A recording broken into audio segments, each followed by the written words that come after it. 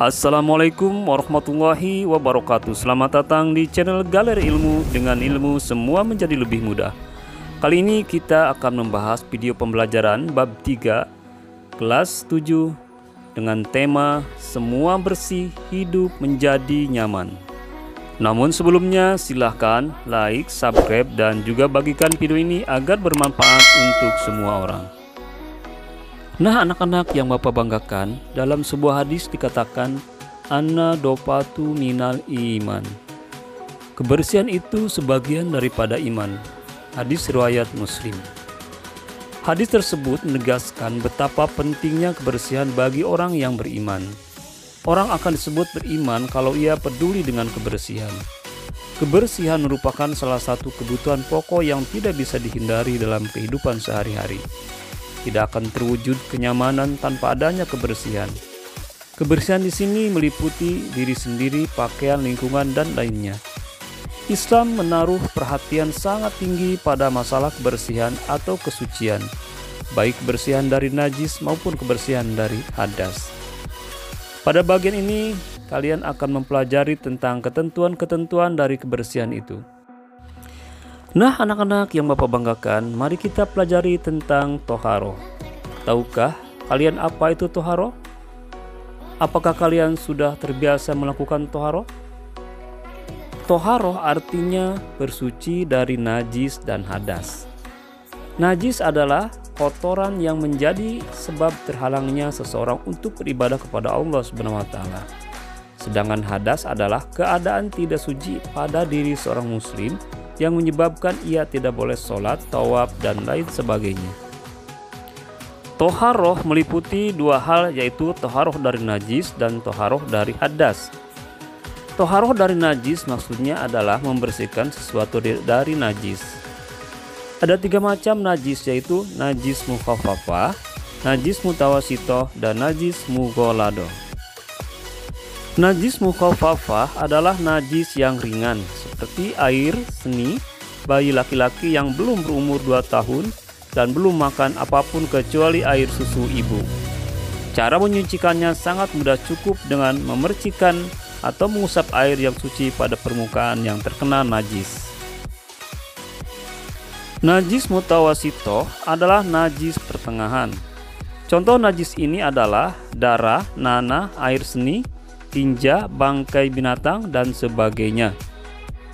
Najis ini terbagi kepada 2 macam, yaitu najis hukmiyah dan najis ainiyah. Najis hukmiyah diyakini adanya tetapi tidak nyata wujudnya, bau dan rasanya. Cara menyucikannya adalah cukup dengan mengalirkan air pada benda yang terkena najis. Sedangkan najis ainiyah adalah najis yang tanpa wujudnya, zatnya, dan bisa diketahui melalui bau maupun rasanya.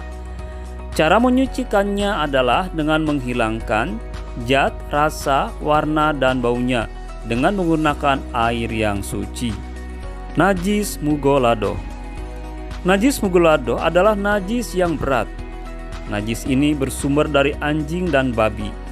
Cara menyucikannya melalui beberapa tahap, yaitu dengan membasuh sebanyak 7 kali. 1 kali diantaranya menggunakan air yang dicampur dengan tanah. Nah, anak-anak yang Bapak banggakan, selanjutnya kita akan membahas tentang hadas. Hadas ada 2 macam, yaitu hadas kecil dan hadas besar.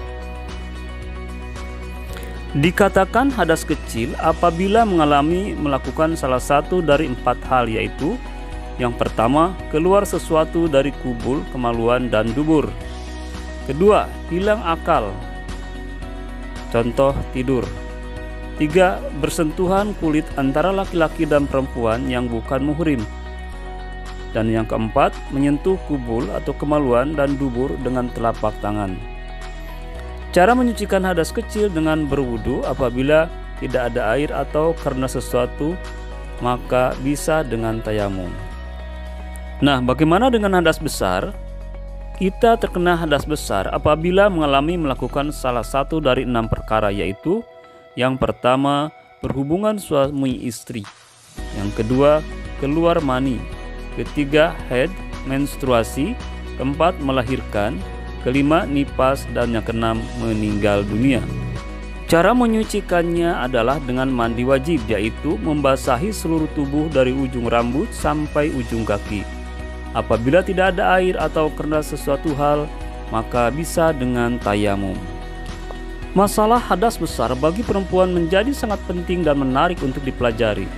Perempuan mengalami peristiwa khusus yang tidak dialami oleh seorang laki-laki.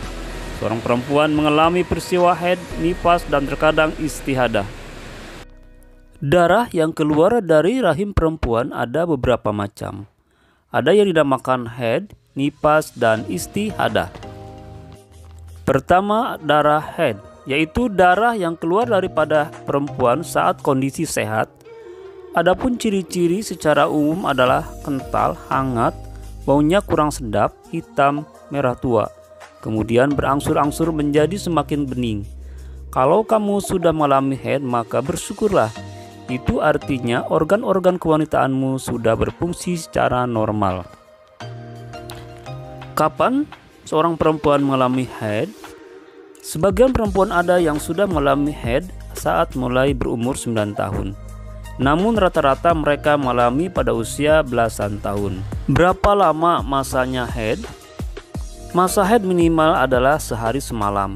Biasanya 6 atau 7 hari dan paling lama adalah 15 hari.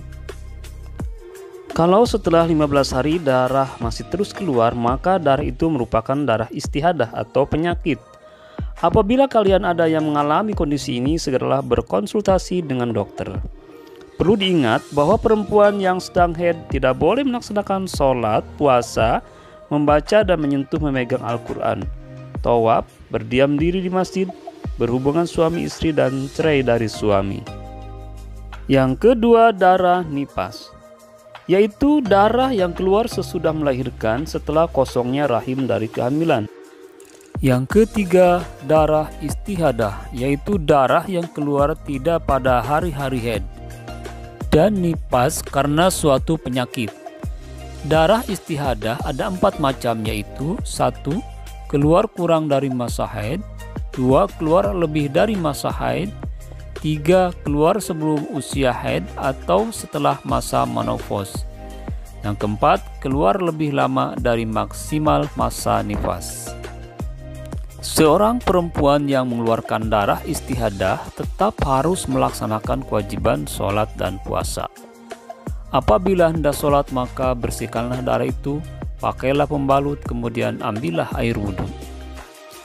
Nah anak-anak yang Bapak banggakan, demikian video pembelajaran kali ini untuk bagian yang pertama. Kurang dan lebihnya mohon maaf. Billahi taufiq wal hidayah. Wassalamualaikum warahmatullahi wabarakatuh.